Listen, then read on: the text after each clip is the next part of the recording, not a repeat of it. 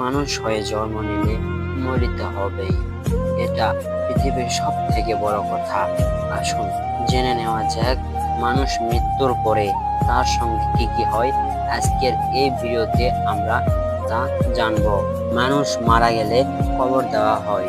কবর দেওয়ার 20 থেকে 30 মিনিট পর পচন ও দুর্গন্ধ গ্যাস উৎপন্ন হওয়ার প্রক্রিয়া শুরু হয়।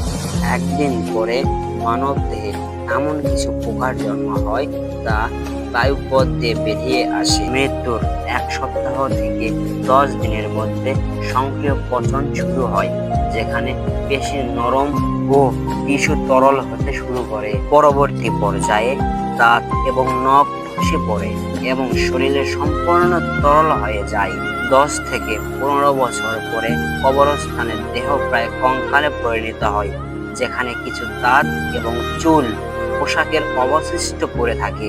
তবুও 2 দিনের এই দুনিয়াতে আমাদের কতই না অহংকার।